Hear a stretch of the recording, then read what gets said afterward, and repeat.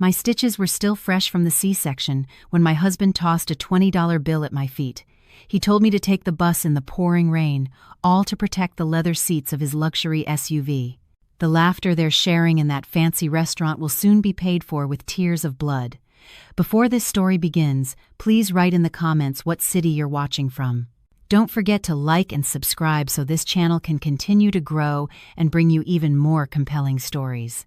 The late afternoon wind in lower Manhattan carried the scent of wet asphalt, a sign that a heavy downpour was about to soak the city that never sleeps. But the chill in the air was nothing compared to the cold spreading through my entire body.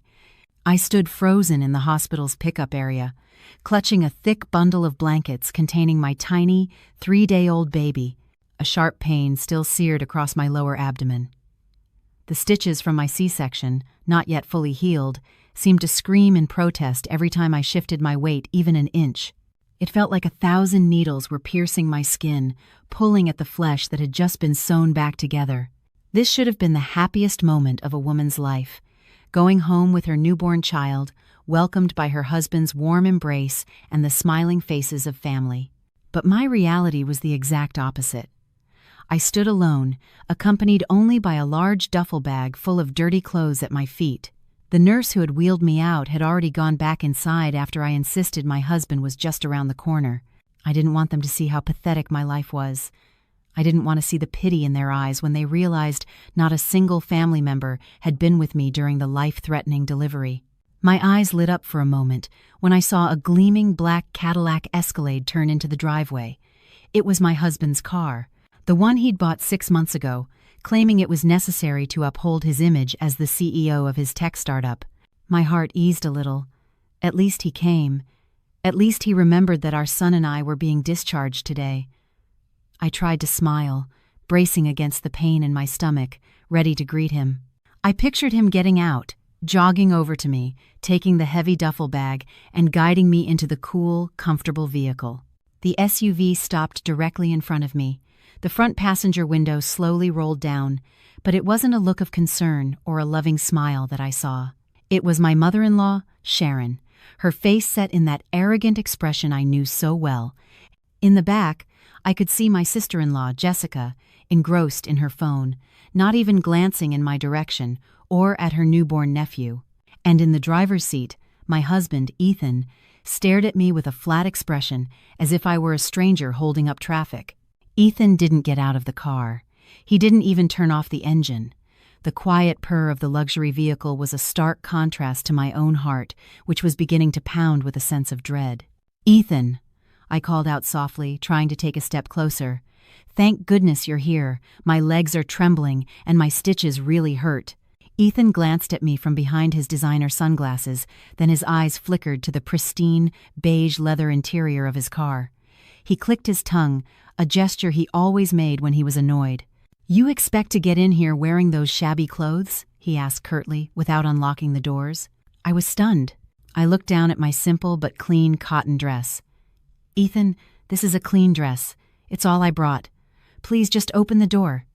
The baby will get cold," I pleaded, my voice weak. The baby in my arms began to squirm, perhaps sensing my tension. Suddenly, my mother-in-law's sharp voice cut through the air from the front seat, making a few people in the lobby turn to look at us. "Honestly, Olivia, do you have a brain in your head? Look at this car. Ethan just had it detailed. It cost hundreds of dollars to get it this pristine. You just gave birth. You probably smell like antiseptic and blood. Not to mention if that baby spits up or has a diaper leak, it would ruin these expensive leather seats." I gaped at her. "But Sharon, this is your grandson. This is Ethan's son. Are you saying we can't even ride in his own father's car?" "Oh, spare us the drama," my sister-in-law chimed in from the back, cracking her window open slightly. "We're on our way to a celebratory dinner. Ethan just closed a huge deal. We're all dressed up and smell nice. If you get in, you'll make the whole car smell musty. It's just gross." Tears welled in my eyes, not from postpartum hormones, but from a profound heartache that stabbed me in the chest. I looked at my husband, hoping he would defend us, hoping he would say anything a father and a husband should.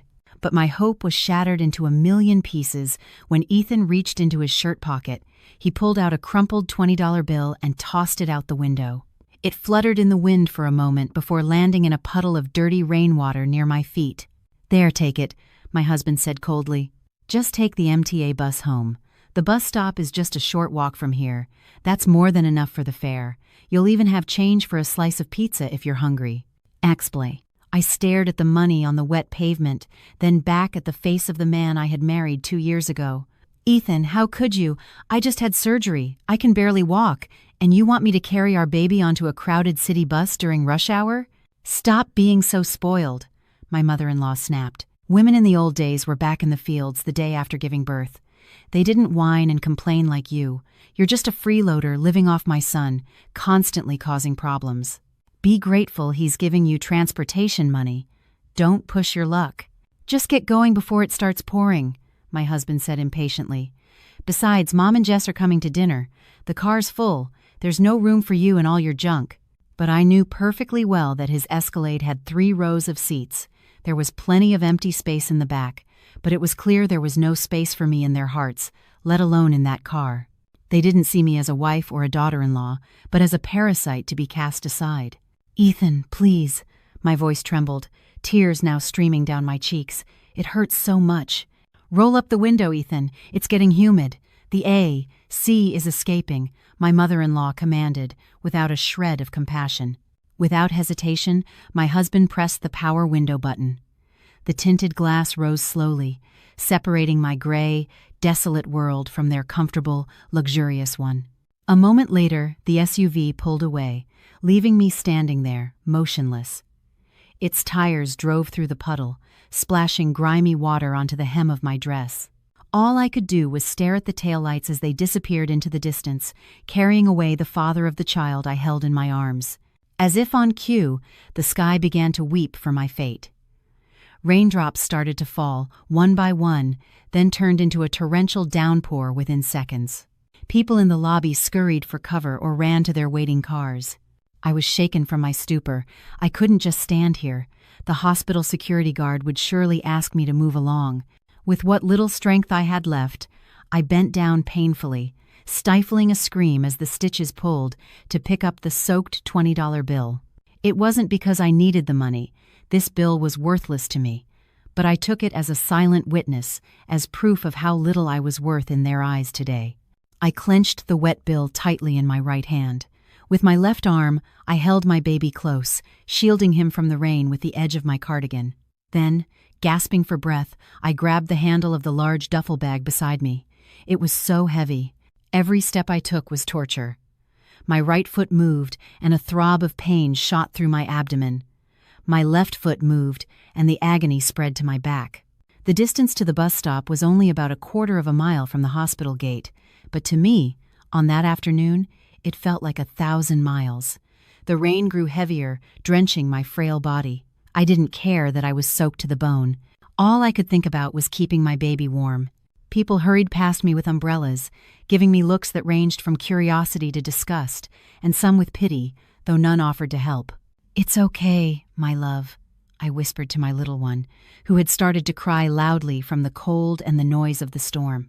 "Your father is a cruel man, but I promise you, this is the last time we will ever be treated like trash." Each step I took on that slippery sidewalk was accompanied by a vow whispered in my heart. They thought I was just Olivia, a poor orphan girl who got lucky marrying Ethan, a rising young entrepreneur. They had no idea who I really was.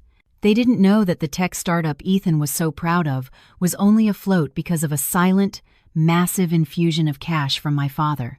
They didn't know that the Escalade they were riding in, the luxury apartment they lived in, and the lavish lifestyle they flaunted were all thanks to the connections I provided.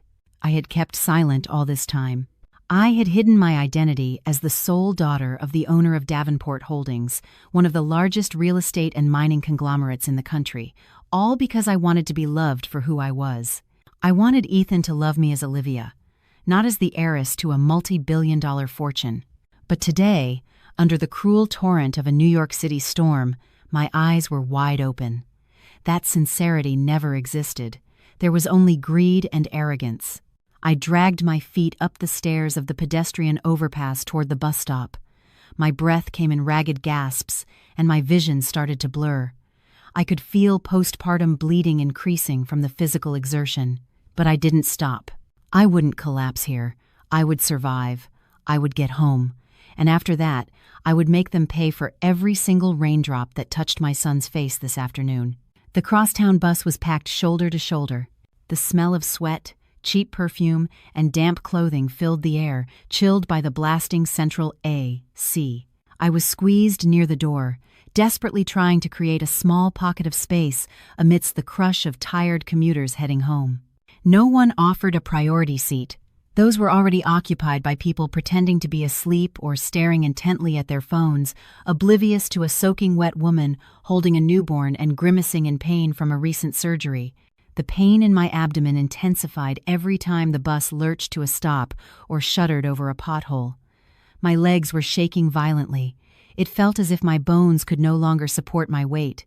Rainwater dripped from the end of my cardigan, pooling on the floor of the bus, making me feel even smaller and more pathetic. Thankfully, my baby had fallen back asleep after I had briefly nursed him in a corner of the bus shelter, now protected and warm inside my thin jacket.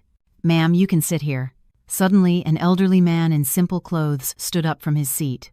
He was carrying a large sack, which he had placed at his feet. He looked worn and far from wealthy, but his heart was infinitely more noble than my well-dressed husband's. "Thank you, sir. Thank you so much," I said, my voice hoarse as I fought back tears.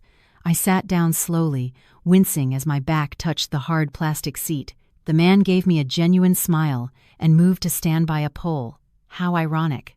A stranger, who likely struggled to make ends meet, had more compassion than the man who was supposed to love and protect me. I tried to regulate my breathing, resting my head for a moment against the fogged-up bus window. Outside, the lights of Manhattan's skyscrapers began to glitter, their arrogant glow seeming to mock the poverty below. My hand reached into my bag and pulled out my smartphone, its screen cracked at the corner from when Jessica had thrown it in a tantrum because I hadn't topped up her data plan last month. An Instagram notification popped up. My husband's account was live. My heart fluttered. I shouldn't open it. I should just focus on getting home, but the pain in my heart needed validation. I needed to see just how cruel they could be, so that any last shred of doubt about destroying them would vanish completely. My trembling finger tapped the notification. My phone screen lit up with a scene that was a 180-degree contrast to my current situation. It showed the interior of a high-end, all-you-can-eat steakhouse in Soho, famous for its exorbitant prices. Crystal chandeliers hung from the ceiling. Steam rose from a tabletop grill laden with sizzling, high-marbled Wagyu beef, an array of fresh seafood, and organic vegetables. The camera panned to my husband, Ethan, who was laughing heartily, holding a pair of tongs. His face was flushed and shiny from the heat, and his own glee. Next to him, my mother-in-law was fanning herself after taking a spicy bite, but her face was beaming with triumph. Jessica, my sister-in-law, was filming, occasionally turning the camera on herself. "What's up, everyone? We're back with the Ethan Experience." Jessica's shrill voice came through my single earbud. "Tonight, we're celebrating my big bro Ethan's latest success. The deal is closed, the cash is flowing, so we're eating good. Woohoo!" I saw the viewer count was quite high, around 300 people. Ethan loved to cultivate an image of a successful young entrepreneur on social media. A false, fragile image. "Ethan, you're the man for treating everyone." Jessica read a comment from a viewer. "Of course he is. My brother is the real deal, not some poser." She paused dramatically. Then the camera swiveled to my mother-in-law. "Sharon, how's the steak? Better than your favorite daughter-in-law's cooking at home?" My mother-in-law let out a mocking laugh, her mouth still full. "Ha ha. Oh, Jess, don't even compare Japanese of 5 Wagyu to Olivia's bland casseroles. It's like comparing heaven and earth. Besides," she added, "I'm so glad she's not here. She just brings the mood down. You know how she is, always gloomy, probably bad for business.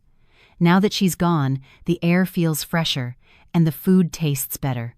My chest tightened, not from asthma, but from a rage that was boiling up inside me. They were talking about me as if I were a plague. Ethan chimed in with a chuckle. Hey Mom, don't be like that. I feel a little bad for her. She's probably getting soaked on a bus right now. She said she wanted to be independent. Well, we're testing her independence. Besides, she doesn't fit into our circle. Her style is so provincial. She doesn't know how to act when I take her to meet clients or to fancy places like this. It's just embarrassing. So true, Ethan, Jessica exclaimed. Plus, she's always telling these stories about being the daughter of some rich guy who's just living a simple life. So delusional, right, guys? Claims her dad owns mines or something, but she shops the clearance rack at Target. What a liar. Good thing my brother is so patient with his useless wife. She's just a pretty face, and even that's probably washed off in the rain by now. Ha ha ha. My tears stopped flowing. This time, they dried up instantly, replaced by a fire burning in my chest. Enough. I had been patient enough. I had humbled myself enough to respect a husband who clearly had no self-respect. I had suppressed my own ego as a sole heiress for a love that turned out to be a complete sham. They called me a liar. They called me delusional. Fine. I would show them who was truly delusional. I would show them who was living a lie. I closed the Instagram app with a sharp tap. My hands, still trembling, were no longer shaking from sadness, but from an adrenaline-fueled courage.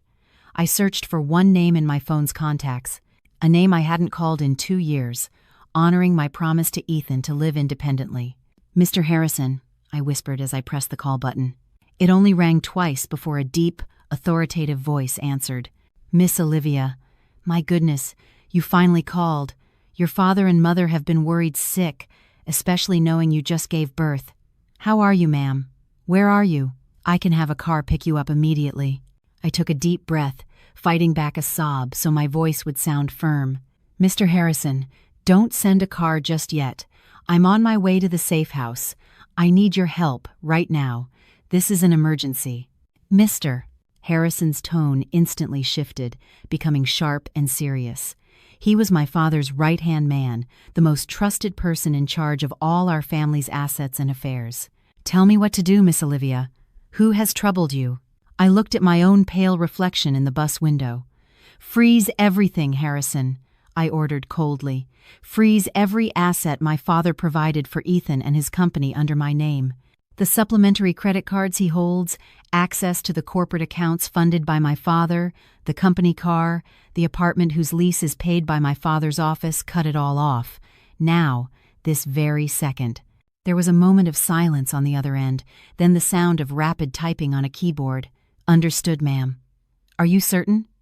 This will have an immediate and catastrophic effect on his business operations, on Ethan. I'm certain, Harrison, I said, emphasizing every word.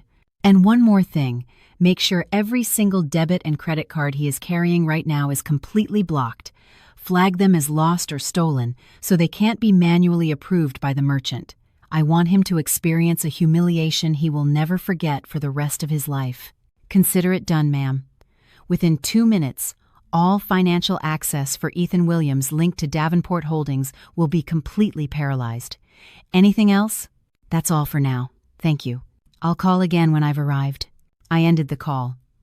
The corners of my mouth lifted into a bitter, cynical smile.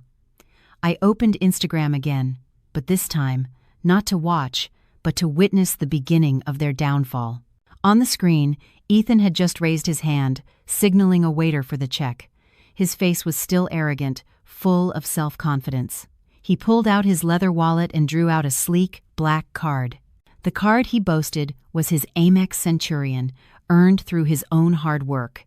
In reality, it was a supplementary card linked to my primary, unlimited limit account.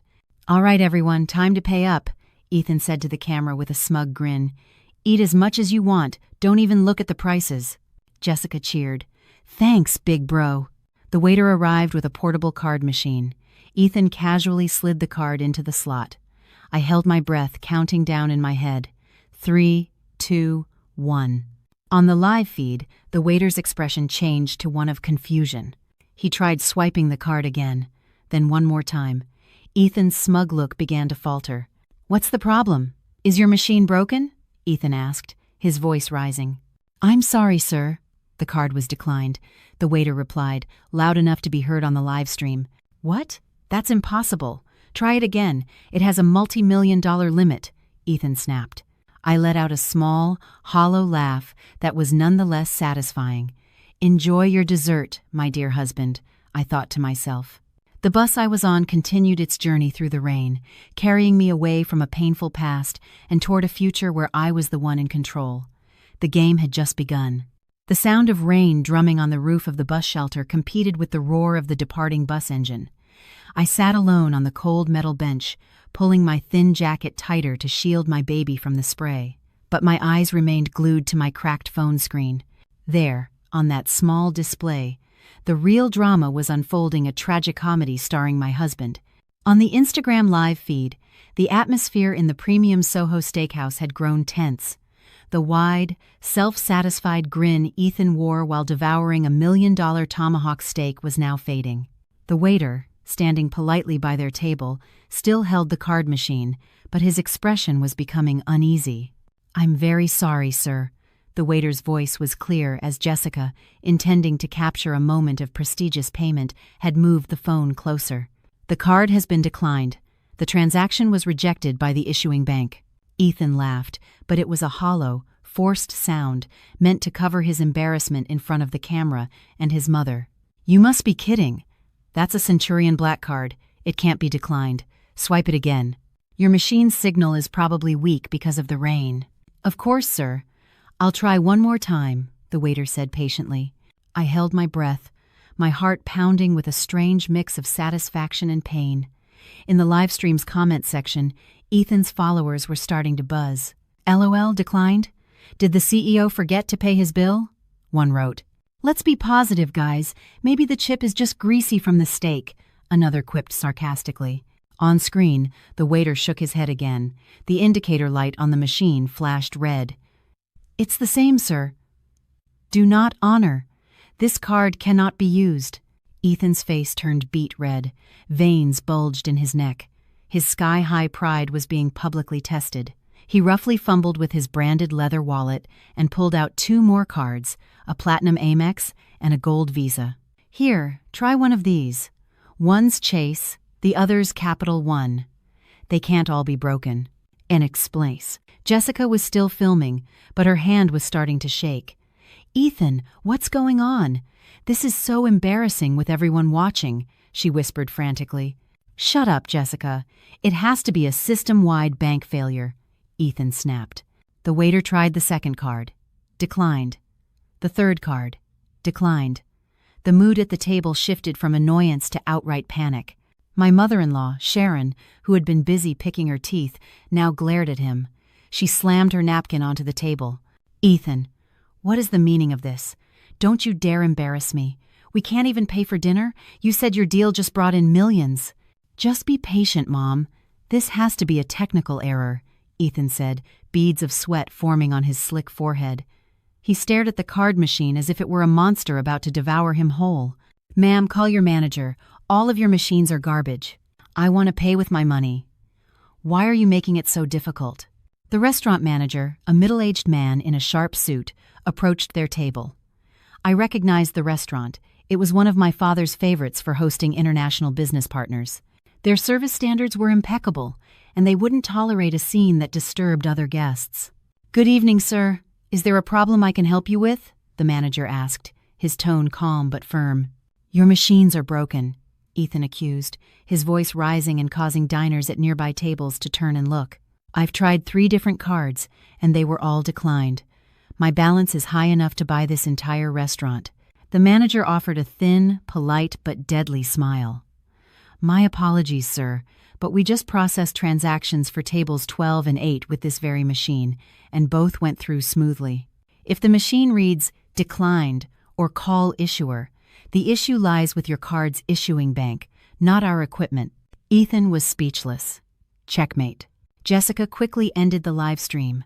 My phone screen went dark, but I didn't need visuals anymore. I could imagine the rest with perfect clarity, as if I were sitting in the empty chair beside them.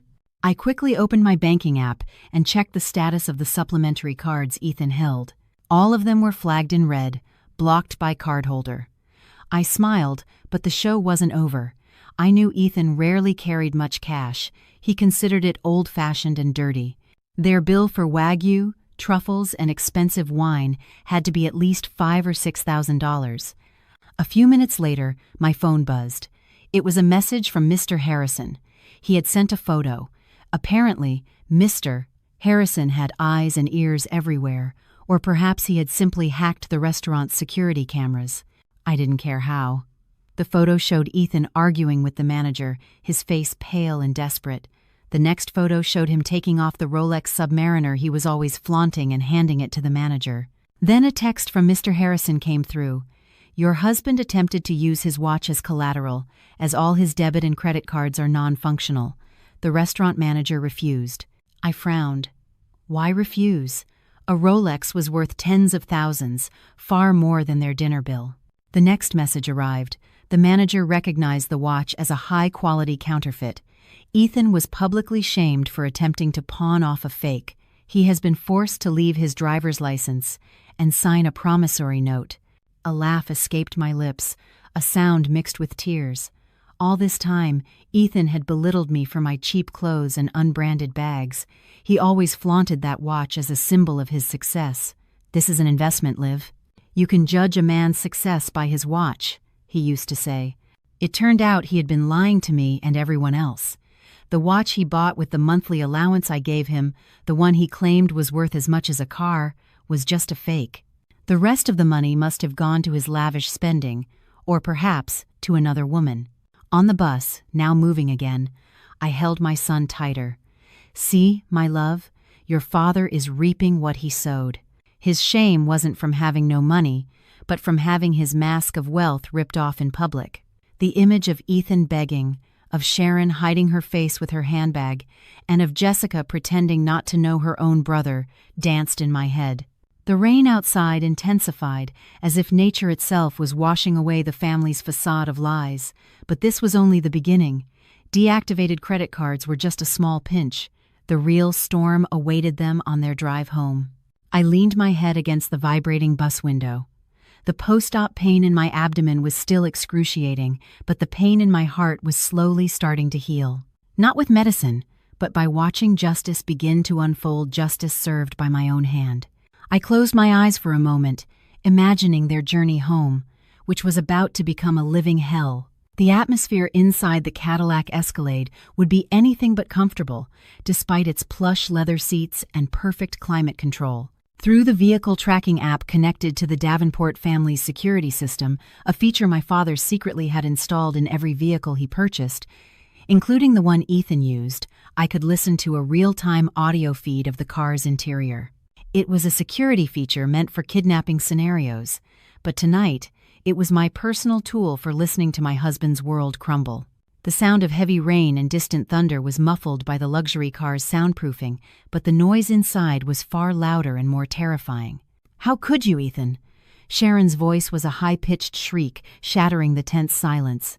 I have never been so embarrassed in my entire life. Do you know who was at the next table? Marge Harrison, from the charity board. What if she spreads rumors at the next gala? Oh, did you hear? Sharon's son eats like a king but can't pay his bills. It's did nest. Yeah, Ethan, that was awful, Jessica whined.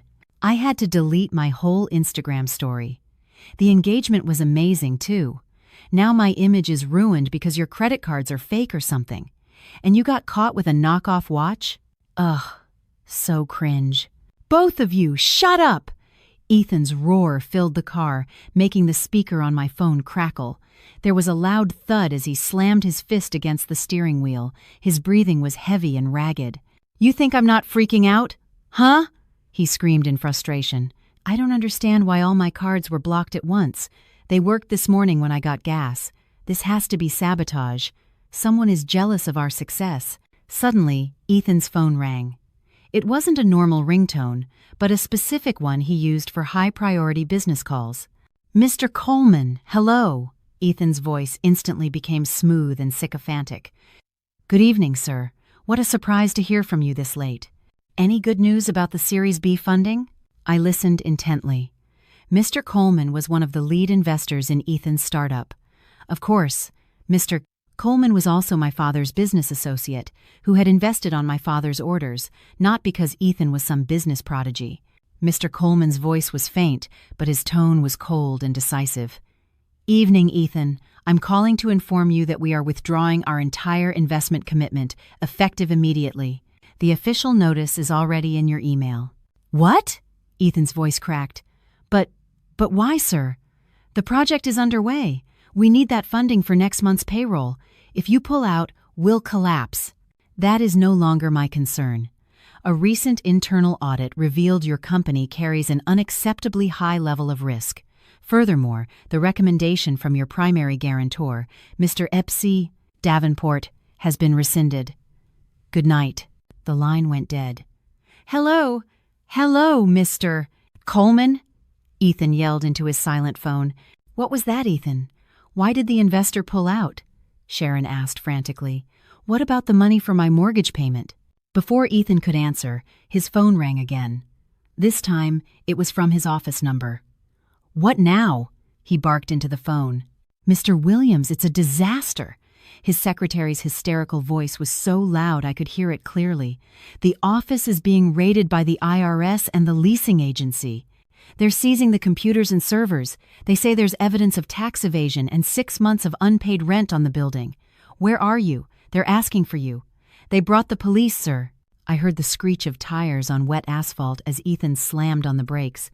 Jessica and Sharon screamed as they were thrown forward. "Ethan, are you trying to kill us?" Sharon shrieked. But Ethan didn't care.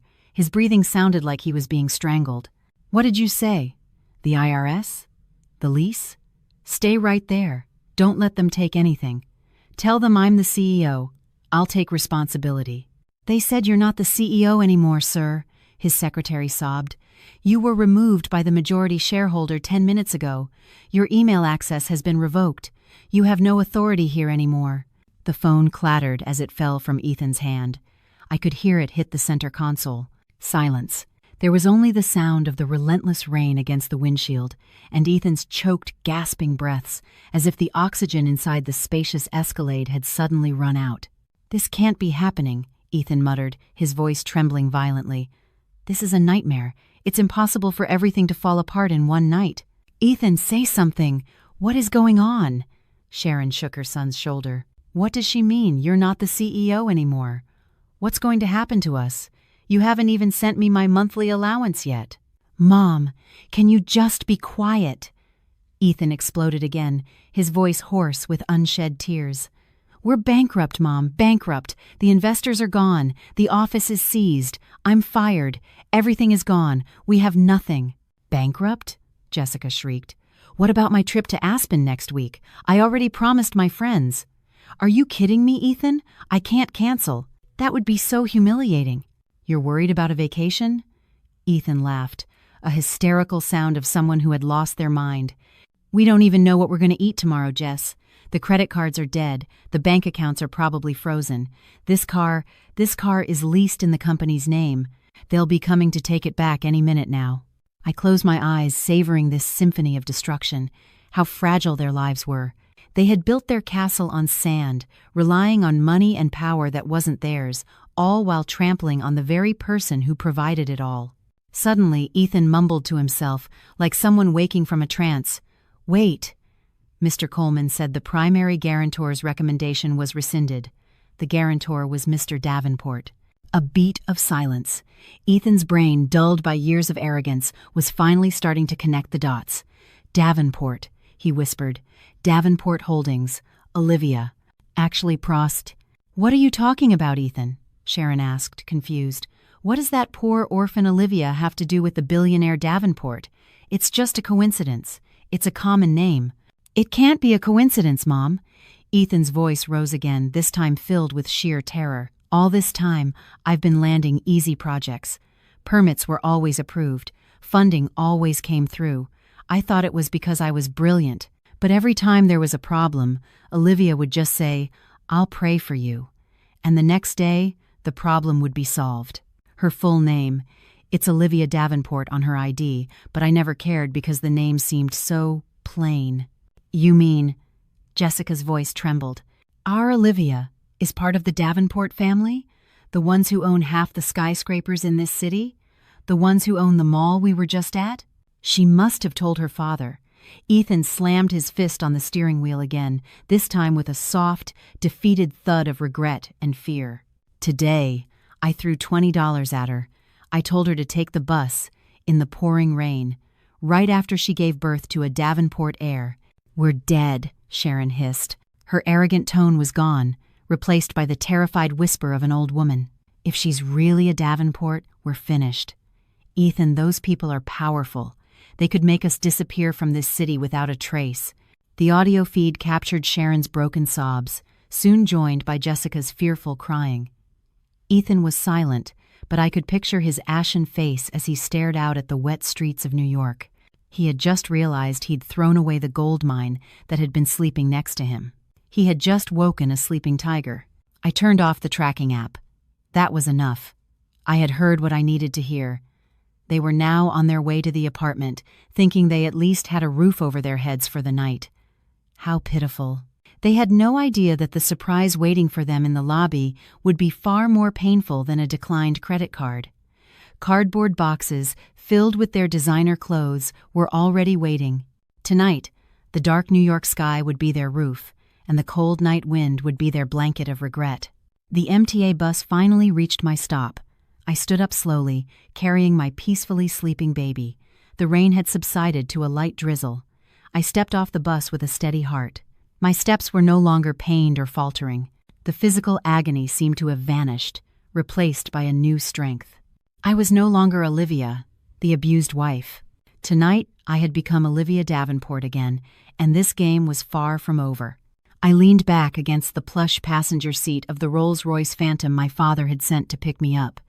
The silence inside this car was so profound and calming, a stark contrast to the storm of emotions I had just endured on the crowded MTA bus.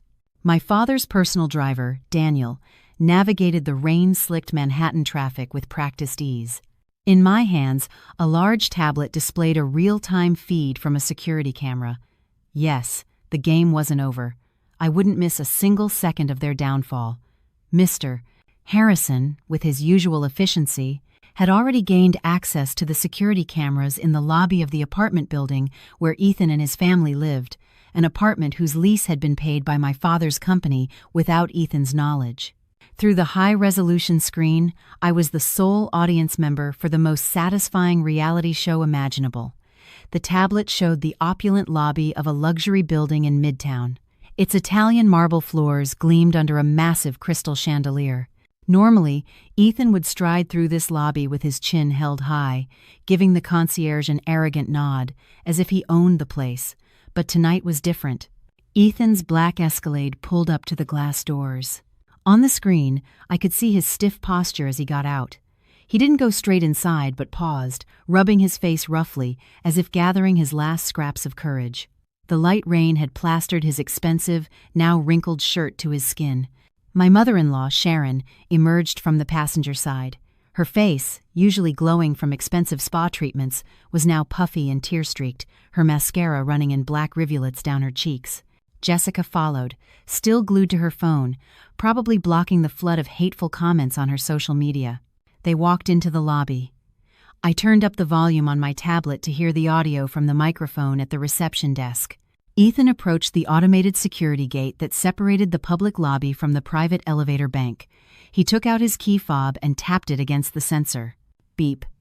The indicator light flashed red. The turnstile remained locked. Ethan frowned. He tapped it again, harder this time. Beep, beep, beep. Red again.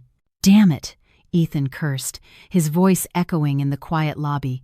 Why is every piece of technology conspiring against me today? Now what, Ethan? Sharon asked wearily, slumping onto a plush sofa in the waiting area. I'm exhausted. I just want a hot shower in my bed. Don't tell me the elevators are broken too. It's not the elevator, Mom. The key fob isn't working, Ethan said, his voice laced with panic. He rubbed the fob against his pants, as if trying to wipe away some imaginary dust, and tried again. Still nothing. A security guard who was standing near the door approached them. This was the same guard who always greeted Ethan with a deferential nod, but tonight his gaze was cold and professional. Behind him, a familiar figure emerged. Mr. Henderson, the building manager. "Good evening, Mr. Williams," Mr. Henderson said, his tone flat, devoid of its usual sycophantic warmth. "Evening, Mr. Henderson. Good thing you're here," Ethan said, forcing a smile. "My key fob seems to be malfunctioning. Could you open the gate for us manually? My family and I are very tired." Mr. Henderson didn't move. He crossed his arms over his chest, a clear signal of bad news. "I'm afraid your fob isn't broken, Mr. Williams. Your access was intentionally deactivated as of 8 p.m. this evening." Ethan stared, dumbfounded. "What do you mean, deactivated? I'm a resident here. I pay a hefty maintenance fee every month." "That's precisely the problem, sir," Mr. Henderson said, pulling out his own tablet and showing Ethan the screen. "According to our records, your unit, 35B, has 6 months of overdue rent. A guarantor has been covering the late fees, which is why we haven't taken action. However, this afternoon, we received official notice from that guarantor, Davenport Properties Incorporated, that they are rescinding all guarantees and terminating the lease agreement under the name of Ethan Williams." My heart skipped a beat hearing my father's company name spoken aloud. I could see the color drain from Ethan's face. His legs looked unsteady. "Wait, hold on," Ethan stammered. 6 months? But the rent is always auto-transferred from my wife's account. My wife handles all of that. "I'm not privy to your domestic arrangements, sir. All I know is that the funds were not received, and the guarantor has terminated the contract. As per management policy, when a primary guarantor withdraws due to a breach of contract, the unit must be vacated immediately." "Vacated?" Sharon shrieked, jumping up from the sofa, her eyes wide with disbelief. "What do you mean? You're kicking us out? In the middle of the night? Do you have any idea who my son is? He's a CEO, a wealthy man. You can't do this." Mr. Henderson looked at Sharon with a condescending pity. "Ma'am, your son's CEO status is irrelevant when the rent isn't paid. And I'm sorry to say, the vacating procedure has already been completed." Mr. Henderson gestured toward a dimly lit corner of the lobby near the emergency exit. Piled there were about 10 cardboard boxes. Worn brown boxes stamped with the logos of instant noodle brands and bottled water, starkly out of place against the 5-star luxury of the lobby. The rain hadn't stopped by the time I arrived at my parents' estate on the Upper East Side. The mansion stood majestically on a full city block, its ornate, 10-foot-high wrought iron gates separating our world from the chaos of New York City. White marble columns supported a grand portico, and a sprawling, manicured lawn featured a large fountain at its center. I entered through a side gate to avoid attention and went straight to my childhood bedroom, which the staff had already prepared. My mother's personal stylist and makeup artist were waiting. "Oh, Miss Olivia," cried Mrs. Gable, the head housekeeper who had helped raise me, her eyes welling with tears as she saw me in my simple hospital dress. "Are you all right? Where is the baby? Let me take care of him." "The baby is fine, Mary. He's in the nursery with his nanny," I replied with a faint smile. "Right now, I need your help. I have to look perfect in 30 minutes. In a short time, a transformation occurred. The plain dress and cheap cardigan were gone. I was now wearing an elegant, champagne-colored silk gown that draped gracefully over my body, still comfortable for my post-op condition. My hair was styled and swept up, and my face, once pale, was now touched with subtle but powerful makeup that concealed the dark circles under my eyes and brought out an aura of class I had long suppressed. I gazed at my reflection in a large, gilt-framed mirror. The character of Olivia, the mousy housewife, was dead. Standing here was Olivia Davenport, the sole heiress to a formidable business empire. "What's their status, Harrison?" I asked over the intercom.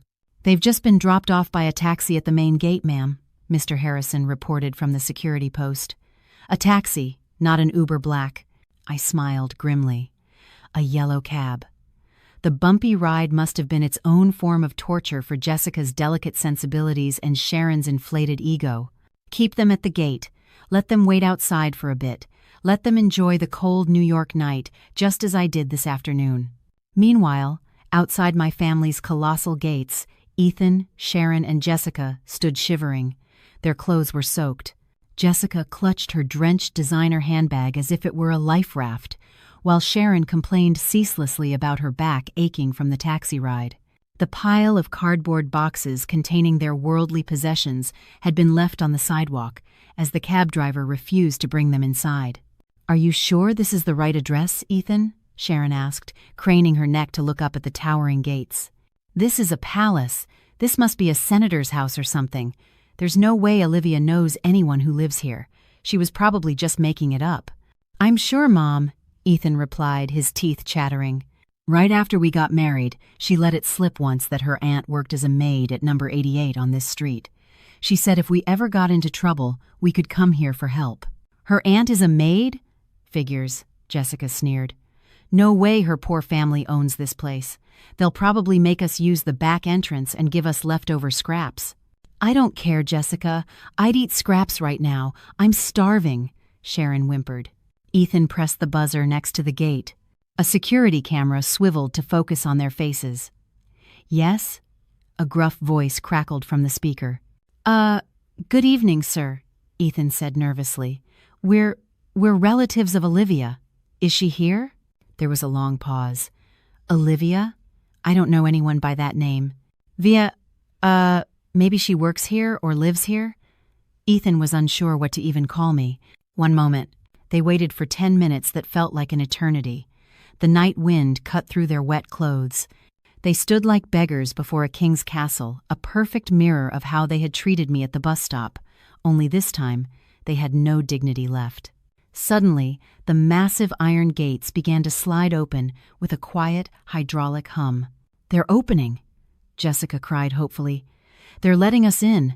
Thank God I can't feel my feet." They started to step forward, expecting a butler with warm towels. But their hopes were dashed as the brilliant headlights of a car blinded them from within the estate. A magnificent, pearl-white luxury car was gliding out toward the gate. Not just any car. It was a Rolls-Royce Phantom, the ultimate symbol of wealth, something Ethan couldn't even dream of owning. Ethan, Sharon, and Jessica stepped back instinctively. They assumed the owner of the house was leaving. Ethan, that must be the owner," Sharon whispered excitedly, trying to fix her matted hair. "Let's flag them down, ask for help. Maybe they'll take pity on us." "Don't embarrass us, Mom," Ethan hissed. But it was too late. The car stopped directly in front of them. The tinted rear window slid down silently. All three of them held their breath, preparing to put on their most pitiful expressions. Sharon was even ready to kneel. The window opened completely. Seated inside was a young woman in an elegant gown, her face illuminated by the car's soft interior lighting, her gaze cold and piercing. In her lap, a tiny baby slept peacefully, wrapped in a silk blanket. Ethan's mouth fell open, but no sound came out. His eyes bulged as if they were about to pop from their sockets. Jessica covered her mouth with both hands, stifling a scream. Sharon staggered backward, bumping into a gatepost, her face as white as a ghost. The woman in the luxury car turned her head slowly toward them. The corners of her lips curled into a terrifying, cynical smile. "Olivia!" Ethan hissed, his voice barely a whisper, lost in the sound of the rain. I looked down at my husband, my ex-husband, from my elevated position, scanning his wet, dirty shirt, his mud-splattered pants, and his face etched with utter despair. "Good evening, Ethan," I greeted him, my voice soft but as sharp as a razor. "What are you doing in front of my house so late at night?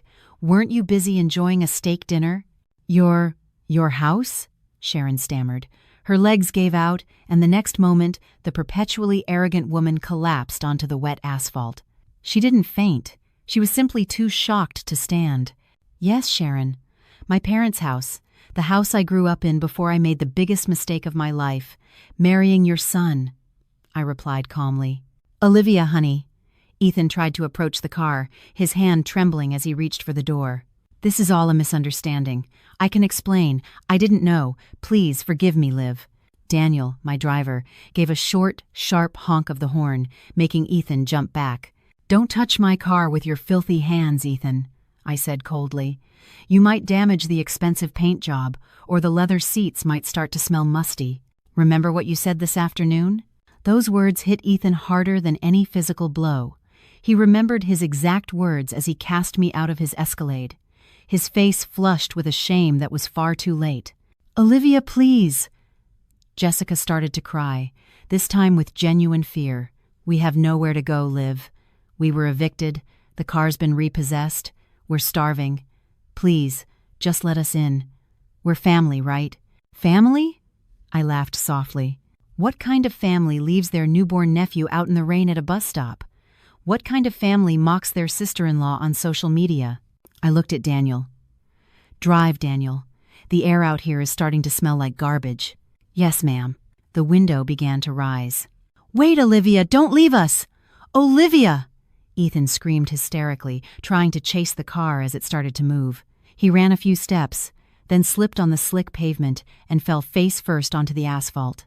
I didn't look back.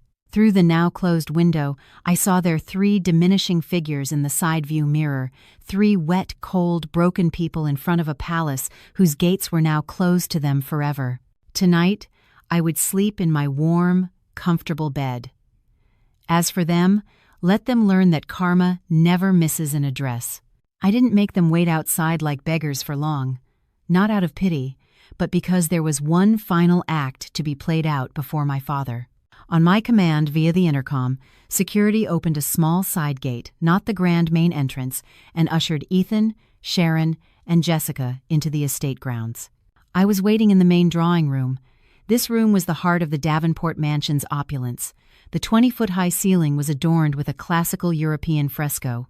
A half-ton Swarovski crystal chandelier hung in the center, casting a golden glow across the room. The Carrara marble floor was cool and majestic beneath our feet. I sat on a velvet maroon armchair, my legs crossed elegantly, holding a steaming cup of chamomile tea. Beside me stood my father, Mr. Davenport, the man Ethan had only known as a distant business associate and a mysterious guarantor. My father wore silk pajamas and a dressing gown, yet he radiated more power than when he was in a full business suit. The drawing room doors opened. 3 soaked, shivering, and filthy figures entered hesitantly. They looked minuscule in the magnificent room. Rainwater dripped from their clothes, staining the white marble floor that was likely worth more than Ethan's lifetime earnings. "Don't sit!" My father's voice boomed, low and sharp, as he saw Sharon about to lower her wet body onto a cream-colored Italian leather sofa. "That sofa costs $200,000. I won't have your filth ruining it." Sharon froze, half-crouched, then straightened up, trembling. Her face was ashen, her lips blue with cold.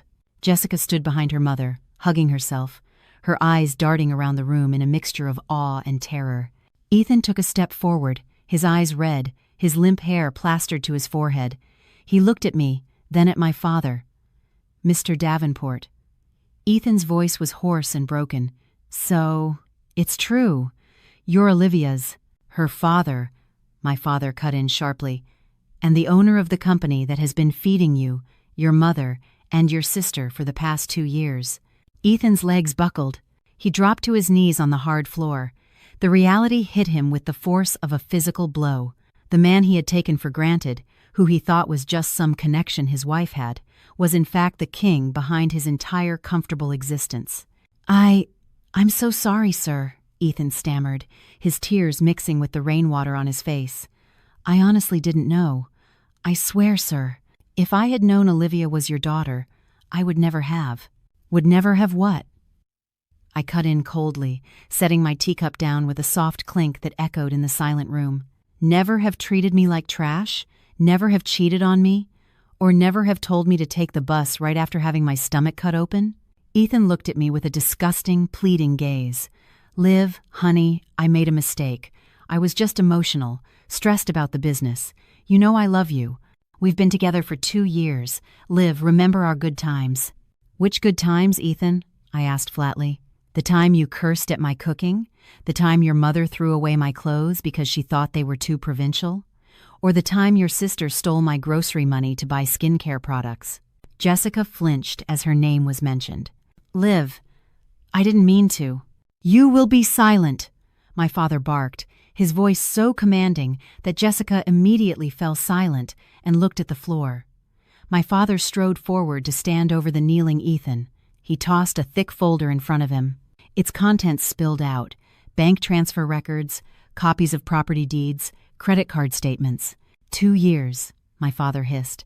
For 2 years, I stood by and watched you enslave my only daughter. I gave you startup capital. I gave you an apartment, a car, connections. I hoped that with all those advantages, you would cherish my daughter. But what did you do in return? You became an arrogant parasite. Sharon, who had been in a state of shock, suddenly burst into loud, wailing sobs. Realizing her world had ended, her survival instincts kicked in, and she did the most humiliating thing possible. She crawled toward my feet. "Olivia! Dear Olivia!" Sharon tried to grab the hem of my gown with her wet hands. I pulled my leg away in disgust. "I'm so sorry, dear. I was wrong. I promise I'll change. I'll massage your feet every day. I'll take care of my grandson." "Yes, my grandson. Where is he?" "Grandma wants to see her grandson." Hearing the word grandson, Ethan seemed to find a sliver of hope. He looked up, his face desperate. "Yes, Olivia. Our son. He needs his father. You can't raise him alone, without a father figure. For our son's sake, Liv, let us stay here. I'll be your driver, your gardener, anything, just to be near my son." I looked at the three of them, 3 pathetic humans who, just hours ago, were laughing at my suffering in a luxury restaurant, now begging like stray dogs caught in a storm. I stood up slowly and walked toward Ethan. "Our son," I repeated in a low voice. I bent down slightly, looking directly into his eyes. "When I was holding him in the pouring rain at that bus stop, what did you consider him then, Ethan? A piece of trash?" Ethan was silent, his tongue leaden in his mouth. "You said the leather seats of your car were more valuable than your newborn son. You said my son and I smelled of blood. You threw a $20 bill at my face in front of everyone." My voice began to tremble with suppressed emotion, but I did not cry. My tears had run out. "Now that you know he is the grandson of a billionaire, the sole heir to the Davenport fortune, now you call him your son. Now you call him your grandson." I straightened up, looking down at them with a gaze that could freeze hell over. "You are not our family. My son does not have a father like you, nor a wicked grandmother like your mother." "Mr. Harrison!" I called out. The head of our security appeared instantly from a side door, followed by 4 burly guards. "Yes, Miss Olivia. I quietness. Escort them out," I ordered firmly, "and make sure they take nothing from this property, not even a speck of dust. If they ever come within 100 yards of this estate again, report them to the police for trespassing and harassment." "Understood, ma'am." "Olivia? No! Olivia!" Sharon shrieked hysterically as 2 guards lifted her to her feet. Jessica cried in terror as she was pulled away. Ethan tried to resist, clinging to the leg of a table, but the guards were much stronger. He was dragged across the marble floor, leaving a dirty, wet streak behind him. "Olivia, I'm your husband. You can't do this. This is domestic abuse. I'll sue you," Ethan screamed, delirious. My father laughed cynically. "Go ahead and sue. My lawyers would be delighted to countersue you into oblivion." "Oh, that's right. You're broke." Their screams and cries faded into the distance, then disappeared completely as the front doors were shut and locked. Silence returned to the grand room. I let out a long, slow breath. The heavy weight on my chest felt as if it had been lifted and cast out with them. My father walked over and wrapped a warm arm around my shoulders. "You were magnificent, my dear," he whispered. "Forgive me for letting you suffer for so long. It's all over now." I leaned my head on my father's shoulder. "It's not over, Dad. This is just the beginning of my new life, the beginning of the real Olivia's life." End quote. That night, for the first time in 2 years, I slept soundly, free from anxiety, insults, and from Ethan. 3 years later. New York was still the same, congested, sweltering, and filled with clashing ambitions. My position in it, however, was entirely different. I no longer viewed the city from the window of a crowded MTA bus, but from the back of a Bentley Mulsanne gliding smoothly down Park Avenue. On my lap, my son, Evan, now a bright 3-year-old, was busy with an expensive toy robot. He was healthy, intelligent, and handsome. Thankfully, he had my father's eyes, not the eyes of that traitor. "Mommy, look! Mommy's on the big TV!" Evan exclaimed, pointing his little finger out the window. I glanced where he was pointing. We were stopped at a traffic light near Times Square. There, on one of the giant digital billboards, a segment from an exclusive Forbes interview was playing. My face was plastered across the screen, smiling confidently under the headline, Olivia Davenport, Woman of the Year, from the ashes to the apex of Asian American real estate. In the clip, I was discussing my new company's philanthropic arm, which provided legal aid and startup capital for female victims of domestic abuse. I smiled at the sight. For the past 3 years, I had worked tirelessly to prove I was more than just an heiress, but a leader capable of multiplying our family's fortune. Then, my eyes caught something else at the base of that massive billboard, a contrast so sharp it seemed orchestrated by fate itself. On the sidewalk, among a group of Uber Eats drivers waiting for orders, one figure stood out. He was sitting on a beat-up scooter, one of its mirrors broken. His green delivery jacket was faded, grimy, and too big for his now skeletal frame. His face was caked with street dust, his skin tanned and leathery from the sun, and his hair, which he once styled meticulously with expensive pomade, was now matted and prematurely graying, though he was only in his early 30s. It was Ethan. He wasn't looking at his phone for his next delivery. He was staring up at the giant billboard, his gaze empty, his mouth slightly agape. A cheap cigarette dangled from his rough, blackened fingers. Even from this distance, I could see the expression on his face clearly. It wasn't anger or hatred. It was a look of profound, bottomless regret. The look of a man who realized he once held a diamond in his hand and had thrown it into the gutter to pick up a pebble. I saw his lips move, as if he were whispering my name. His eyes looked glassy. He wiped at them with the dirty sleeve of his jacket. Maybe he was remembering the past. Maybe he was remembering sitting in that luxurious restaurant, laughing at me. Now, I was on top of the world, while he was fighting the hot asphalt just to afford a cheap meal. The news I occasionally received from Mr. Harrison confirmed their lives were in ruins. Sharon had suffered a minor stroke after they were evicted from a tiny rental apartment for non-payment and now spent her days on a thin mattress in a housing project on the outskirts of the city. Jessica had married a local thug after getting pregnant and was now trapped in the same cycle of abuse she had once cheered on her brother for perpetrating against me.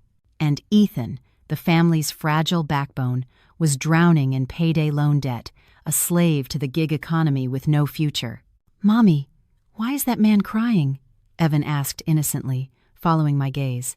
I turned my eyes away from Ethan and looked at my son, stroking his hair gently. "He's not crying, sweetie. He just got some dust in his eye. Dust from a past he built himself." The traffic light turned green. "Let's go, Daniel," I instructed the driver. My car moved forward smoothly, leaving Times Square, the billboard, and Ethan behind still frozen, staring at the face of the ex-wife he could never reach again. I felt no pity. That emotion had died long ago. All that remained was a sense of peace. Justice had been served, not with a sword, but with success. And that was the sweetest revenge of all.